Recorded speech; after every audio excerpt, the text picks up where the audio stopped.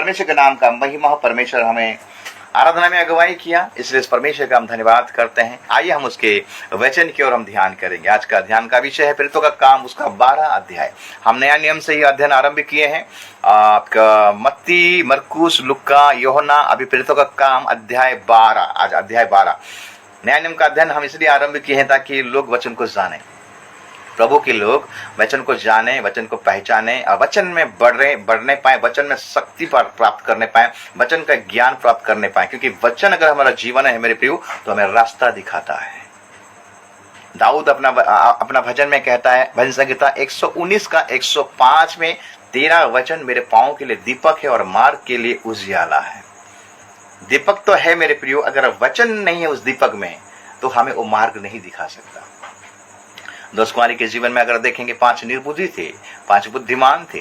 बुद्धिमान ने अपना दिया को लिया और अपना तेल को लिया, और निर्बुद्धि लोगों ने भी अपना दिया को लिया, लेकिन उसमें तेल नहीं था मेरे प्रियो। तेल का मतलब क्या? वचन रूपी। वचन तो बहुत है लेकिन चलना नहीं था, उसको बोलते हैं तेल। पवित्र आत्मा का तेल, पवित्र आत्मा, तेल को कहा गया है पवित्र आत्मा, एक निदर्शन है मेरे प्रियो। इसलिए वचन को हमें ध्यान करना है प्रतिदिन। हमारा जिम्मेदारी बनता है। जिस प्रकार हम आत्मिक आहार, जिस प्रकार हम सारे का आहार खाते हैं, 3 बार खाते हैं, 4 बार खा देते हैं, कभी कभी ज्यादा भूख लगने से 5 बार भी खा देते हैं, लेकिन वचन को हमें हर दिन खाना है। हर दिन अपना आत्मा के लिए वचन को हमें पढ़ना है मेरे प्रियो। कम से कम आप वचन को 5 चैप्टर पढ़िए दिन को, एक दिन में 5 चैप्टर पढ़िए। ज्यादा टाइम नहीं लगेगा, 15 मिनट में खत्म कर देंगे, 10 मिनट भी लगेगा। और जब वचन पढ़ोगे ना मेरे प्रियो, वचन अपना हृदय में इतना संचित होगा, इतना संचित होगा। और बोलते हैं लोग, परमेश्वर कैसे बात करता है? अरे परमेश्वर वचन के द्वारा बात करता है, दासों के द्वारा बात करता है, लेकिन सबसे पहला चीज वचन के द्वारा बात करता है। इसलिए वचन को हम डेली पढ़ेंगे तो वचन हमसे बातें करता है। हमारे जीवन में क्या कमजोरियां हैं, क्या दूरी मैंने गड़बड़ियां हैं, वो सब वचन क्या करता है, हमको सिखाता है। ये तुम्हारे जीवन में ये कमियां हैं, तुमको वचन को सुनकर आगे बढ़ना है। प्रभु का नाम का स्तुति हो, प्रभु का नाम का महिमा हो। हम कल अध्ययन किए थे प्रेरितों का काम 11 अध्याय। आज हम अध्ययन करेंगे प्रेरितों का काम 12 अध्याय। और 11 अध्याय में हम देखे बहुत सारा विषय को देखे। आज हम ध्यान करेंगे 11 अध्याय को ध्यान करेंगे और निकालेंगे हम सब। अगर आपका पास बाइबल है आप जरूर निकालिए और आप भी सीखिए, क्योंकि हम सीख रहे हैं मेरे प्रियो। जितना सीखेंगे उतना हम आत्मिक में आगे बढ़ते जाएंगे। हम देखते हैं प्रेरितों का काम 12 अध्याय 1 से लेके टोटल 25 पद तक यहाँ पर है। Abhay Masih ji, praise the lord. Brother Sujeet Kumar Hanuman, praise the lord. आपको प्रभु बहुत ऐसा आशीष करे, आप इसमें जुड़े हैं। प्रभु का धन्यवाद हो, प्रभु का स्तुति हो, प्रभु का महिमा हो। आइए हम पहले पढ़ाई करेंगे प्रेरितों का काम 12 अध्याय और उसका 1 से लेके हम 19 पद तक पढ़ाई करेंगे। 1 से लेके 19 पद तक पढ़ाई करेंगे। आप भी अगर आपके पास बाइबल है आप खोल के आप जरूर इस वचन को ध्यान कीजिए मेरे प्रियो। ये है बाइबल, मोबाइल वाला बाइबल नहीं। खटिया में आराम से सोकर मोबाइल को देखकर, ये आदर का बात नहीं है। बाइबल को खोलिए मेरे प्रियो। बाइबल जब पकड़ेंगे ना तो शोभा लगता है, प्रभु खुश होता है। हार्ड कॉपी हमारा पास रहना चाहिए, सॉफ्टवेयर नहीं रहना चाहिए। सॉफ्टवेयर गड़बड़ हो जाएगा। सॉफ्टवेयर जो मोबाइल का जो बाइबल है ना, सॉफ्टवेयर है, वो कभी भी गड़बड़ हो सकता है, लेकिन ये कभी गड़बड़ नहीं होगा, ये हमेशा रहेगा। आज तक बाइबल को कोई नाश करने नहीं पाया। बहुत कोशिश की बाइबल को नाश करने के लिए, लेकिन कोई नाश करने नहीं पाया। आज भी बाइबल है। 500 crore Guinness of world record में बाइबल, 500 करोड़ का बाइबल बिक चुका है, और उससे भी ज्यादा हो सकता है। डाटा कलेक्शन के अनुसार बाइबल को 500 करोड़, सबसे ज्यादा बाइबल को लोग पढ़ते हैं, सबसे दुनिया में ज्यादा बाइबल को खेलते हैं। गिनीज ऑफ वर्ल्ड रिकॉर्ड में बाइबल का नाम, इसलिए प्रभु का हम धन्यवाद करते हैं। हाँ, 12 अध्याय का उसका 1 पद से जब हम पढ़ाई करते हैं, लिखता है, उस समय हेरोदेस राजा ने कलीसिया के कई व्यक्तियों को सताने के लिए उन पर हाथ डाले। उसने यूहन्ना के भाई याकूब को तलवार से मरवा डाला। जब उसने देखा कि यहूदी लोग इससे आनंदित होते हैं तो उसने पतरस को भी पकड़ लिया। वे दिन अखमरी रोटी के दिन थे। उसने उसे पकड़ के बंदी गृह में डाला और 4 सिपाहियों के 4 पैरों में रखा, इस विचार से कि फसह के बाद उसे लोगों के सामने लाए। बंदीगृह में पतरस बंद था, परंतु कलीसिया उसके लिए लो लगाकर परमेश्वर से प्रार्थना कर रही थी। जब हेरोदेस उसे लोगों के सामने लाने को था, उसी रात पतरस 2 जंजीरों से बंधा हुआ 2 सिपाहियों के बीच में सो रहा था और पहरे द्वारा पर बंदी गृह की रखवाली कर रहे थे।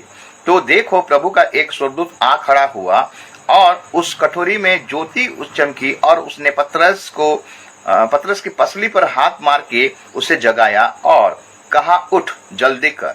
और उसके हाथों से जंजीरें खुलकर गिर पड़ी। तब स्वर्गदूत ने उससे कहा, कमर बांध और अपने जूते पहन ले। उसने वैसा ही किया। फिर उसने उससे कहा, अपना वस्त्र पहनकर मेरे पीछे हो ले। ये निकलकर उसके पीछे हो लिया, परंतु ये ना जानता था कि जो कुछ स्वर्गदूत कर रहा है वो सच है, वरन ये समझा कि मैं दर्शन देख रहा हूँ। तब वे पहले और दूसरे पहर से निकलकर उस लोहे के फाटक पर पहुंचे जो नगर की ओर है। वो उनके लिए आप से आप खुल गया और वे निकलकर एक ही गली होकर गए और तुरंत ही स्वर्गदूत उसे छोड़कर चला गया। तब पतरस ने सचेत होकर कहा, अब मैंने सच जान लिया है कि प्रभु ने अपना स्वर्गदूत भेजकर मुझे हेरोदेस के हाथ से छुड़ा लिया और यहूदियों की सारी आशा तोड़ दी है। ये जानकर वो उस यूहन्ना की माता मरियम के घर आया, जो मरकुस कहलाता है। वहाँ बहुत से लोग इकट्ठे होकर प्रार्थना कर रहे थे। जब उसने फाटक की खिड़की खटखटाई तो रुधे नामक एक दासी देखने को आई। पतरस का शब्द पहचान कर उसने आनंद के मारे फाटक न खोला, परंतु दौड़कर भीतर गई और बताया कि पतरस द्वार पर खड़ा है। उन्होंने उससे कहा, तू पागल है, परंतु वो दृढ़ता से बोली कि ऐसा ही है। तब उन्होंने कहा, उसका स्वर्गदूत होगा। परंतु पतरस खटखटाता ही रहा। अतः उन्होंने खिड़की खोली और उसे देखकर चकित रह गए। तब उसने उन्हें हाथ से संकेत किया कि चुप रहे और उनको बताया कि प्रभु किसी रीति से उसे बंदीगृह से निकाल लाया है। फिर कहा, याकूब और भाइयों को ये बात बता देना। तब निकलकर दूसरी जगह चल गया। भोर को सिपाहियों में बड़ी हलचल मच गई कि पतरस का क्या हुआ। जब हेरोदेस ने उसकी खोज की और ना पाया तो पहरुए की जांच करके आज्ञा दी कि वे मार डाले जाएं, और वो यहूदिया को छोड़कर कैसरिया में जाकर रहने लगा। परमेश्वर का नाम का स्तुति हो, परमेश्वर का नाम का महिमा हो। यहाँ पर हम देखें मेरे प्रियो, पतरस का प्रचार नहीं रुक रहा है। तो उस समय हम देखते हैं कि यहाँ पर उस समय हेरोदेस राजा कलीसिया को क्या कर रहा था, सताता था। याकूब, हम देखते हैं कि उसने यूहन्ना का भाई याकूब को तलवार से मरवा डाला। अभी जब पतरस का जीवन को देख रहा है, तो पतरस को भी मारने का प्लानिंग किया। पतरस को जेल में डाल दिया गया। 2 सिपाहियों के अंदर में उसको क्या कर दिया, रख दिया, जंजीर में बांध कर रख दिए हैं। तो परमेश्वर का जो इच्छा रहता है मेरे प्रियो, परमेश्वर का इच्छा, परमेश्वर जब तक हमारा जीवन में काम करता है, हमारा जीवन में योजना रखा रहता है, हमारा बाल बांका होने नहीं देता मेरे प्रियो। ये जो हेरोदेस के बारे में यहाँ पर लिखा गया है, बाइबल में बहुत सारा 4 हेरोदेस है मेरे प्रियो। मत्ती में अगर देखते हैं कि जब यीशु मसीह का जन्म हुआ तो पूर्व देश से पंडित लोगों ने आए, मत्ती 2 अध्याय में, और सीधा हेरोदेस के महल में चले गए। वही हेरोदेस को जाके मैसेज दे रहे हैं, खबर दे रहे हैं कि यहाँ क्या राजाओं का राजा पैदा हुआ है। हेरोदेस का जीवन मैंने घबरा गया, अरे मैं तो एक राजा हूँ और एक राजा कहाँ से पैदा हुआ, राजा को राजा। तो वो पंडितों को बोला, ठीक है तुम जाके देख के आ जाओ, उसके बाद हमको बताओ, हम भी जाके उसको प्रणाम करेंगे। तो मेरे प्रियो, हम देखते हैं कि पंडित लोगों को इशारा मिला, खबर मिला, जाके यीशु का जन्मदिन को देख रहे, यीशु को देखें कहाँ जन्म हुआ था। गिफ्ट दिए, सोना कुंदरू गंधरस दिए, लोबान, सोना गंधरस लोबान दिए। और उसके बाद स्वप्न में ये लोग दर्शन पाए और दूसरे मार्ग में चले गए। जब हेरोदेस को पता चला कि पंडित लोगों ने मुझे धोखा दिए, वो क्या गुस्सा में आ गया। और हम देखते हैं कि छोटा सा, जब यीशु मसीह पैदा हुआ था, 1 से लेकर 2 साल के अंदर में जितने भी बच्चा था सबको मरवा डाला। ये हेरोदेस है। ये हेरोदेस का कैरेक्टर ही ऐसा मेरे प्रिय, खाली मार रहा है, खाली काट रहा है। यूहन्ना बपतिस्मा देने के बारे में अगर चिंता करेंगे मरकुस के अध्याय में, वहां पर भी देखें तो यूहन्ना को पकड़े या बंदी गृह में डाल दिए, और वो डरता था कि एक धार्मिक व्यक्ति है, लेकिन हेरोदेस जो कि अपना भाई का पत्नी को रखा था, वो उसका पत्नी गुस्से में था बदला लेने के लिए। अब हेरोदेस का जो बेटी था जब नृत्य किया, सबको प्रसन्न कर दिया, तो वो राजा हेरोदेस राजा बोला, बेटी तू जो मांगेगा मैं उसको दूंगा। ये जाकर अपना माँ से जाकर सवाल करता, पूछता है कि और राजा बहुत खुश हो गए हैं, अभी मुझे क्या मांगना चाहिए। तो हेरोदिया का जो बेटी को हेरोदिया ने बोला कि यूहन्ना बपतिस्मा देने वाला का सिर मुझे एक थाली में चाहिए। हेरोदेस मन दुखित हो गया। वहां पर भी देखिए एक मारकाट हो रहा है, और ये एक हेरोदेस है मेरे प्रियो, ये भी उसी का क्वालिटी भी ऐसा है। हम देखते हैं कि ये पतरस को हम देखते हैं कि यूहन्ना का भाई याकूब को तलवार में मारवा डाला, अभी ये पतरस को मारने के लिए मतलब जेल में डाला गया है।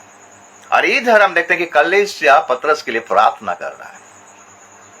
तो मेरे प्रिय आज का डेट में भी हमारा कलीसिया में आज बहुत सारा जगह में सतावट हो रहा है, ताड़ना हो रहा है। तो हमारा जिम्मेदारी बनता है कि कलीसिया का जिम्मेदारी बनता है कि उन प्रभु के दासों के लिए हमें प्रार्थना करना है, अपना कलीसिया के लिए प्रार्थना करना है, प्रभु के दासों के लिए प्रार्थना करना है। जो ताड़ना से लोग गुजर रहे हैं मेरे प्रियो, वो ताड़ना में उनको शक्ति मिले और सामर्थ्य मिले।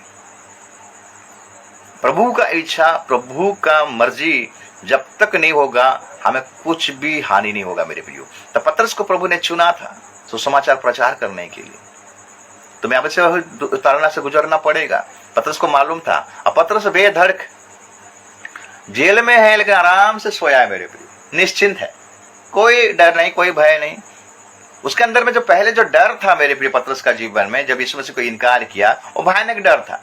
आज भी कलीसिया में लोगों का पर डर है, कुछ हो जाएगा, कुछ हो जाएगा। अपना परिचय भी नहीं देते हैं कि हम मसीह हैं बोलकर। जहां पर काम करते हैं, जो ऑफिस में काम करते हैं, बैंक में काम करते हैं, स्कूल में काम करते हैं, कौन कौन बड़ा बड़ा ऑफिस में भी काम करते हैं, प्लांट में काम करते हैं, मसीह का परिचय नहीं देते। किस प्रकार परिचय देते हैं? सांसारिक विषय में परिचय देते हैं। तो पतरस का जीवन में ये डर और भय कैसे गए जानते हैं? पवित्र आत्मा जब मिला मेरे प्रिय, उसी दिन से वो बेधड़क प्रचार करने लगा। जेल में भी आया तो कोई टेंशन नहीं है। कारण क्या है? वो जानता है, हम निश्चित है प्रभु हमारा साथ है, और उसको पता है कि मरने के बाद सीधा हमको उस राज्य में ही एंट्री मिलेगा। तो हमें इस संसार को क्यों डरना है? वचन में लिखता है, जो शरीर को घात करता है उसे मत डरो। जो शरीर को और आत्मा को घात करना भी जानता है और नरक में डालना जाता है, उससे डरो। इसमें मतलब परमेश्वर से हमको डरना है मेरे प्रिय। शरीर को कौन घात करता है? शैतान क्या करेगा? हमारे शरीर पर वार करेगा मेरे प्रियो, सांसारिक बातों पर वार करेगा, इमोशनल हमारे जीवन में ला देगा, और हमें क्या करेगा? आत्मिक क्षेत्र में क्या करेगा? हमको गिरा देगा। आत्मिक पतन हो जाता है। शैतान का यही उसका मकसद है कि लोग सुसमाचार को विश्वास ना करे, ये वचन में ना चले। तो पतरस हम देखते हैं कि वो दो कैदियों के बीच में आराम से सोया है। आगे को हम देखते हैं 6 पद। जब हेरोदेस उसे लोगों के सामने लाने को था, उसी रात पतरस 2 जंजीरों से बांधा हुआ 2 सिपाहियों के बीच में सो रहा था। और इधर मंडली प्रार्थना कर रहा था। मैंने आज का वचन का जो शीर्षक है मेरे प्रियो, असाधारण प्रार्थना में माने अद्भुत काम प्रभु करता है। मंडली प्रार्थना कर रहा है, कलीसिया प्रार्थना कर रहा है, पतरस के लिए प्रार्थना कर रहा है। लेकिन वो प्रार्थना जब कर रहे हैं मेरे प्रियो, जब पतरस छूटकर आया, जब स्वर्गदूत ने उसको बचा कर लेकर आया मेरे प्रियो, जब द्वार पर आकर पतरस का आघात कर, जो मंडली प्रार्थना कर रहा था, जो कलीसिया प्रार्थना कर रहा था, जो भाई लोग बहन लोग मिलकर प्रार्थना कर रहे थे, तो वो आकर द्वार पर आघात किया। एक विश्वासिनी बहन जब रुदे नामक एक दासी जब द्वार खोला, तो पतरस को देखकर वो जाके मैसेज दिया कि पतरस आया है। लोग विश्वास नहीं किए, प्रार्थना किए हैं लोगों ने प्रभु से, लो लगाकर प्रार्थना कर, आत्मा में प्रार्थना कर रहे हैं, लेकिन जो प्रार्थना का जवाब उनको मिला है पतरस आया बोलकर, लोगों ने बोलते नहीं, कोई दूसरा स्वर्गदूत आया होगा, ऐसे बोल रहे हैं। कभी कभी हमारा साधारण प्रार्थना भी प्रभु बड़ा मिरेकल में कन्वर्ट कर देता है मेरे प्रियो। तो यहां पर हम देखते हैं आगे को जो पढ़ाई करते हैं, कितना पद? 7 पद। तो देखो प्रभु का एक स्वर्गदूत आ खड़ा हुआ और उस कटोरी में ज्योति चमकी, और उसने पतरस की पसली पर हाथ मार के उससे जगाया और कहा, उठ जल्दी कर। और उसके हाथों से जंजीरों खुलकर गिर पड़ी। तब स्वर्गदूत ने उससे कहा, कमर बांध और अपने जूते पहन ले। उसने वैसा ही किया। फिर उसने उससे कहा अपना वस्त्र पहनकर मेरे पीछे हो ले। वो निकलकर उसके पीछे हो लिया, परंतु ये ना जानता था कि जो कुछ स्वर्गदूत कर रहा है वो सच है, वरन ये समझा कि मैं दर्शन देख रहा हूं। जब स्वर्गदूत पतरस को बचा के लेके जा रहा है मेरे प्रियो, तो पतरस क्या सोच रहा है कि मैं दर्शन देख रहा हूं बोल रहा है, लेकिन हकीकत में हो रहा है मेरे प्रियो। यहां पर देखिए इस चैप्टर में 6 बार स्वर्गदूत लिखा गया है। थोड़ा सा हम स्वर्गदूतों के बारे में चिंता करेंगे मेरे प्रियो। स्वर्गदूत क्या करते हैं?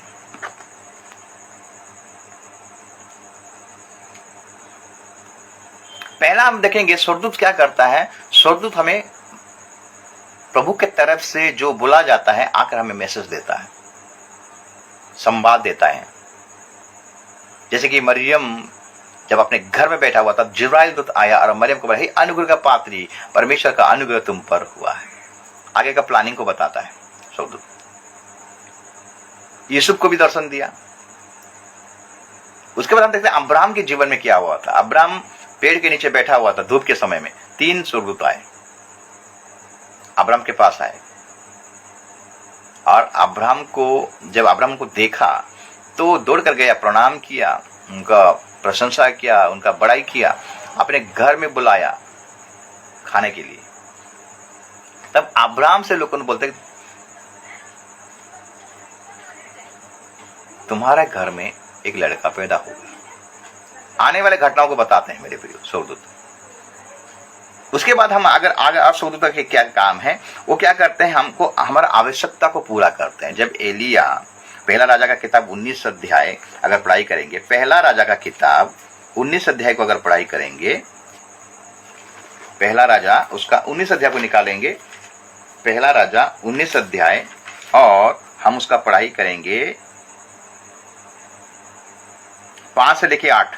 लिखता है, वो झाऊ के पेड़ तले लेट कर सो गया और देखा एक दूत ने उसे छूकर कहा, उठकर खा। उसने दृष्टि करके क्या देखा कि मेरे सिराहने पत्थरों पर पकी हुई एक रोटी और एक सुराही पानी रखा है।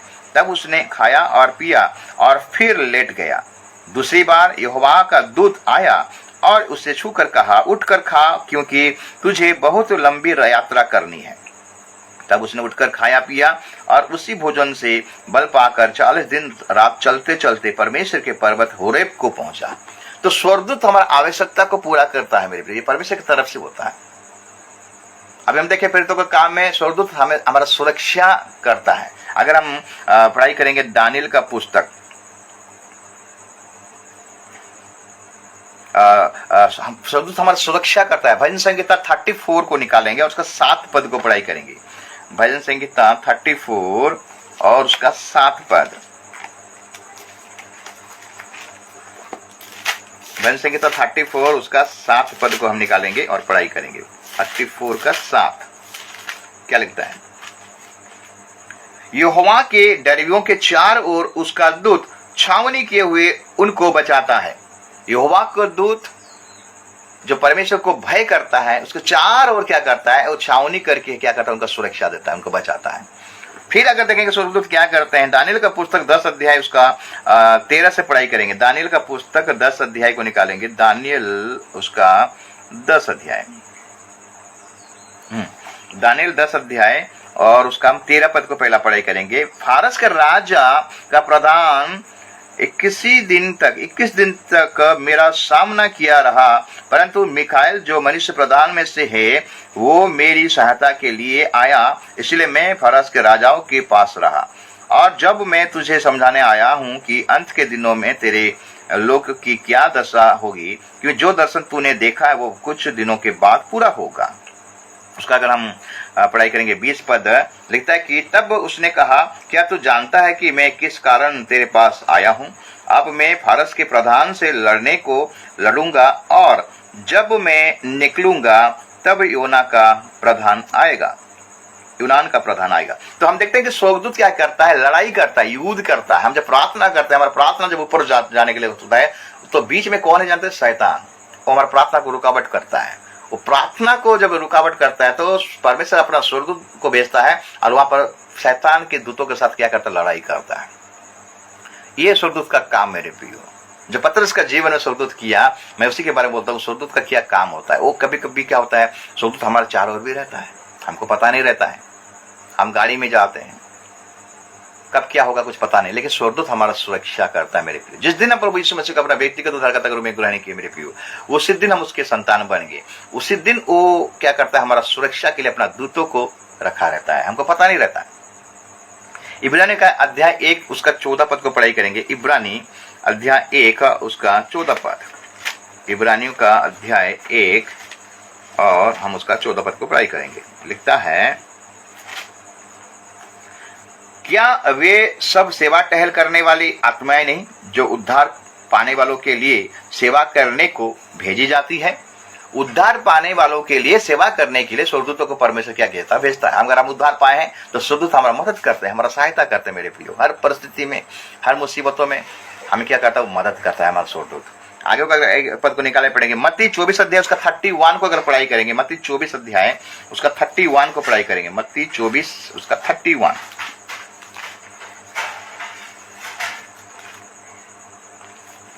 मत्ती 24 अध्याय और उसका 31 क्या कहता है?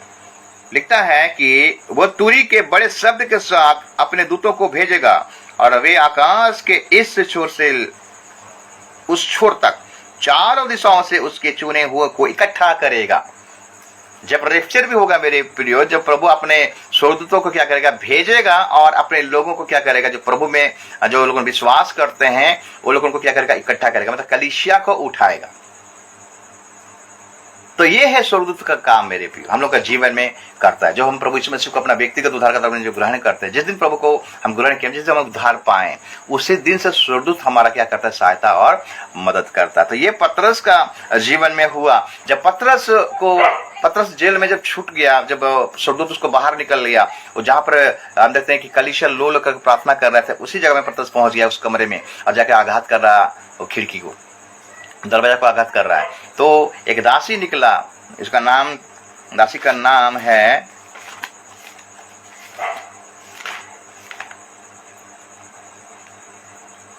रूदे नामक एक दासी। 13 पद, प्रेतों का काम 12 अध्याय 13 पद। जब उसने फाटक की खिड़की खटखटाई तो रूदे नामक एक दासी देखने को आई। पतरस का शब्द पहचान कर उसने आनंद के मारे फाटक न खोला, परंतु दौड़कर भीतर गई और बताया कि पतरस द्वार पर खड़ा है। उन्होंने उससे कहा, तू पागल है। जब ये लोग प्रार्थना खत्म किए हैं, बातचीत चल रहा है, तो पतरस आकर आघात कर रहा है। रूदे नाम का दासी खिड़की खोला, दरवाजा खोला, देखा खुला नहीं, पूरा बंद करके जाकर दौड़कर बोला कि पतरस आया है। लोग बोलते तू पागल हो गया क्या? ये कैसे हो सकता है? प्रार्थना कर रहे हैं लेकिन अविश्वास का आत्मा इनके जीवन में काम कर रहे हैं। इनका प्रार्थना में, मतलब प्रार्थना कर रहे लोगों ने कभी सोचे भी नहीं थे ऐसा काम प्रभु करेगा बोलकर, लेकिन साधारण प्रार्थना के द्वारा प्रभु असाधारण काम कर रहा है मेरे प्रियो, अद्भुत काम कर रहा है। तो आगे को हम पढ़ाई करेंगे। 16 पद, परंतु पतरस खटखटा ही रहा, अतः उन्होंने खिड़की खोली और उसके देखकर चकित रह गए। तब उसने उन्हें हाथ से संकेत किया कि चुप रहें और उनको बताया कि प्रभु किस रीति से उसे बंदीगृह से निकाल लाया, और फिर कहा, याकूब और भाइयों को ये बात बता देना। तब निकलकर दूसरी जगह चला गया। भोर को सिपाहियों में बड़ी हलचल मच गई कि पतरस का क्या हुआ। जब हेरोदेस ने उसकी खोज की और ना पाया, तो पहरुओं की जांच करके आज्ञा दी कि वे मार डाले जाएं, और वो यहूदियों को छोड़कर कैसरिया में जाकर रहने लगा। तो ये जब हेरोदेस जब सुन जाना, उसका दिमाग खराब, सिपाही लोगों खोज रहे कहाँ गया, किसने कैसा किया। तो हेरोदेस गुस्सा में क्या किया, अपना सिपाही को मरवा डालने के लिए आज्ञा दे दिया। आगे को 20 पद से, हेरोदेस सूर और सैदा के लोगों से बहुत अप्रसन्न था, इसीलिए वे एक चित होकर उसके पास आए और बलासुस को, जो राजा का एक कर्मचारी था, मनाकर मेल कराना चाहा, क्योंकि राजा के देश से उनके देश का पालन पोषण होता था। ठहराए हुए दिन हेरोदेस राज वस्त्र पहनकर सिंहासन पर बैठा और उनको व्याख्यान देने लगा। तब लोग पुकार के उठे, ये तो मनुष्य का नहीं ईश्वर का शब्द है। उसी क्षण प्रभु के एक स्वर्गदूत ने तुरंत उसे मारा। क्योंकि उसने परमेश्वर को महिमा ना दी और वो कीड़े पड़ के मर गया, परंतु परमेश्वर का वचन बढ़ता और फैलता गया। जब बरनबास और शाऊल अपनी सेवा पूरी कर चुके तो यूहन्ना को, जो मरकुस कहलाता है, साथ लेकर यरूशलेम से लौटे। तो हम देखते हैं कि हेरोदेस ने जो काम किया वो परमेश्वर की दृष्टि में बुरा था। परमेश्वर का आदर नहीं किया, परमेश्वर का महिमा नहीं दिया, परमेश्वर को महिमा नहीं दिया, वो घमंड किया। लोग सब देखते उसका बोली वचन को देख दिए, बोले अरे तो परमेश्वर से सब बातें कर रहा है, ये क्या किया मैंने, परमेश्वर का जो महिमा है वो अपने पर ले लिया। तो इसीलिए परमेश्वर ने एक स्वर्गदूत को भेजा और तुरंत उसको घात किया और उसका शरीर में कीड़ा तुरंत हुआ और पूरा शरीर को कीड़ा खा दिया, खाली कंकाल वहां पर गिरा हुआ था। तो इसलिए मेरे प्रियो, परमेश्वर न्याय करता है। परमेश्वर के विरुद्ध में जो जाता है उसका न्याय होता है। हम सोचते हैं कि न्याय नहीं होता, न्याय होता है मेरे प्रियो। तो उसके बाद हम देखते हैं कि परमेश्वर का वचन बढ़ता गया, परमेश्वर रुका नहीं, मेरे परमेश्वर का वचन रुका नहीं। प्रेरितों का काम 1 अध्याय से हम जो 12 अध्याय तक पढ़ाई करें, प्रत्येक अध्याय में एक एक मिरेकल हो रहा है, अद्भुत कार्य हो रहा है मेरे प्रियो, और ताड़ना हो रहा है। ताड़ना होने के द्वारा भी मंडली बढ़ रहा है, ग्रोथ हो रहा है और शिष्य आ रहे हैं। यहां पर भी देखिए 24 पद में लिखता है, परंतु परमेश्वर का वचन बढ़ता और फैलता गया। जितना ताड़ना होता है उतना वचन फैल रहा है, उतना मसीह लोग बढ़ रहे हैं।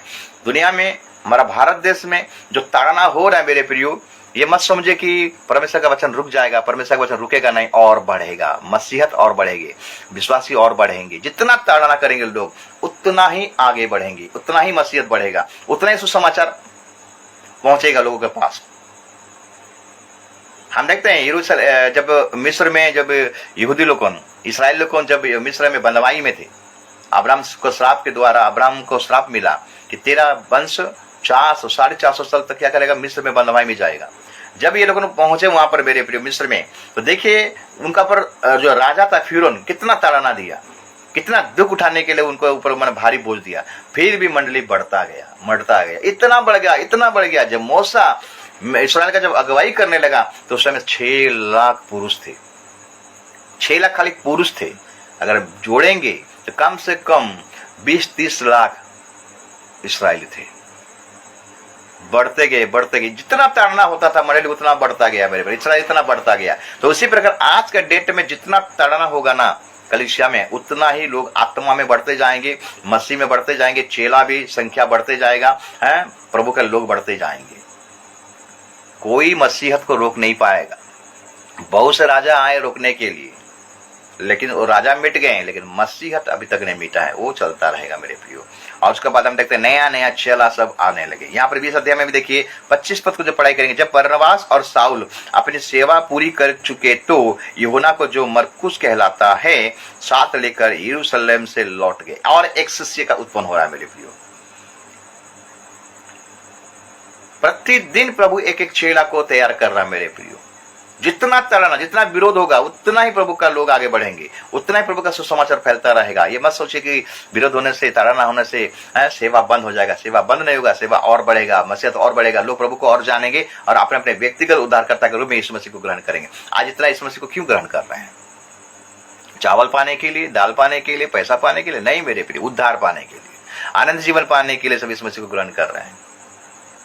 लोग जो झूठा बोलते हैं कि क्रिश्चियन लोग झूठ बोलते हैं, किसी लोगों को बदनाम करते हैं कि चावल के लिए लोग क्रिश्चियन हो। चावल के लिए कोई क्रिश्चियन नहीं होता मेरे प्रिय। यीशु सच्चा परमेश्वर है, यीशु जैसा कोई नहीं है। वो पवित्र था, पवित्र है और पवित्र रहेगा। आज तक कोई वादा नहीं किया है कि मैं जाऊंगा और मैं आया था, मैं जाऊंगा फिर आऊंगा, तुमको लेके जाऊंगा, ऐसा कोई प्रभु नहीं बोला है। शास्त्र को खंगाल लीजिएगा। यीशु पवित्र था, यीशु हमारा जिंदा खुदा है। मृत्यु को जयवंत होकर वो तीसरे दिन में जी उठा और 40 दिन तक अपने चेलों को दर्शन दिया, बहुत सारा लोगों को दिखाई दिया और पिता के दाहिनी ओर चला गया। जिस रीति से गया है और फिर आने वाला है, अपना कलीसिया को लेने वाला है। इसलिए कलीसिया आज प्रिपेयर हो रहा है, कलीसिया रेडी हो रहा है मेरे प्रियो। इसलिए आज अगर परमेश्वर का वचन को आप सुन रहे हो तो अपने आप को रेडी कीजिए, प्रिपरेशन कीजिए, वचन को ध्यान कीजिए, वचन को पढ़िए, अपने आप को तैयार कीजिए मेरे प्रिय, क्योंकि प्रभु का आगमन अति निकट है, बहुत जल्दी वो आने वाला है। वचन में लिखता है सचेत रहो और जागृत रहो। एक पद को निकालेंगे, एफिसियों का पत्री, एफिसियों का पत्री, उसका हम 5 अध्याय को हम निकालेंगे। 5 अध्याय एफिसियों का पत्री, उसका 5 अध्याय, और हम पढ़ाई करेंगे एफिसियों का पत्री 5 अध्याय, और उसका हम पढ़ाई करेंगे 5 अध्याय का 14 से लेके हम पढ़ाई करेंगे 17 पद तक। लिखता है कि इस कारण वो कहता है, हे सोने वाले, जाग और मुर्दों में से जी उठ, तो मसीह का ज्योति तुझ पर चमकेगी। इसलिए ध्यान से देखो कि कैसी चाल चलते हो, निर्विधियों के समान नहीं पर बुद्धिमानों के समान चलो। अवसर को बहुमूल्य समझो क्योंकि दिन बुरे हैं। इस कारण निर्बुद्धि ना हो पर ध्यान से समझो कि प्रभु की इच्छा क्या है। हमें समझना है मेरे प्रिय, प्रभु का इच्छा क्या है, प्रभु का मर्जी क्या है। अपना मर्जी के हिसाब से मत चलिए। ये संसार 2 दिन का मेहमान है मेरे प्रिय, हम यहाँ पर परदेसी हैं। अगर 12 प्रेतों को देखेंगे, एक तो सुसाइड करके मर गया, अगर बाकी के प्रेतों को देखेंगे 12 में से 11 था, फिर से एक जन जोड़ गया, तो 12 चेले में से 11 जन शहीद हो गए। किसी का सर कलम कर दिया गया, किसी का आरी से कटवा दिया गया, किसी को क्रूस पर चढ़ा गया, उल्टा चढ़ा दिया। पतरस को तो उल्टा चढ़ा गया था। जब एक ही चेला था जो कि यूहन्ना, जो कि पतरस नाम टापू में उसको जाकर उसको सजा मिला था, वहीं पर रहकर वो परमेश्वर का दर्शन पाकर प्रकाशित पुस्तक को लिखा। बाद में वो साधारण मृत्यु मरा, उसको भी गर्म तेल में डाला गया था, फिर भी वहां से प्रभु उसको बचाया था। तो जो चेले थे वो लोग शहीद हुए थे मेरे प्रिय। वो लोग बिल्डिंग नहीं बनाए, ऐशो आराम से अपना जीवन को नहीं व्यतीत किए। उनको पता था कि दुनिया 2 दिन का मेहमान है, यहाँ पर 2 मिनट का मजा है, लेकिन हमें अनंत जीवन का एक राज्य मिलने वाला है, एक घर मिलने वाला है, एक जगह मिलने वाला है जो कि अनंत, जो प्रभु उसका निर्माणकारी अनंत जीवन का घर हमें मिलने वाला है। प्रभु बोला, मैं तुम्हारे लिए घर तैयार करने के लिए जा रहा हूं, आऊंगा, तुम सबको लेकर जाऊंगा। इसलिए आज एक एक व्यक्ति उद्धार पाए, एक एक व्यक्ति प्रभु का वचन को जाने, कोई नाश की ओर ना जाए। आज प्रभु नाश की ओर, आज देखते लोग सब नाश की ओर जा रहे हैं। प्रभु उनको बचाना चाहता है, प्रभु को उद्धार करना चाहता है। जो विश्वास करेगा उसी का उद्धार होगा। मैं आशा करता हूं आज का वचन आप सबों के लिए जरूर आशीष का कारण बना होगा। इस वचन के द्वारा प्रभु आपको होता है आशीष करे, और भी आत्मिक में आगे आप बढ़ते पाओ, प्रभु में बढ़ते पाओ, प्रभु के देह में बढ़ते पाओ, प्रभु के शोभा में बढ़ते पाओ, प्रभु के चाल चलन में बढ़ते पाओ। और जब वो आएगा, अपना कलीसिया को उठाएगा, उसी समय आप अपने आप को रेडी करके, प्रिपरेशन करके रखे रहोगे। वो आने वाला आएगा, अगर हम प्रिपरेशन रहेंगे, रेडी रहेंगे, तो हमें लज्जित होना नहीं पड़ेगा। प्रभु वचन के द्वारा आप सबको ब्लेस करें। आमीन।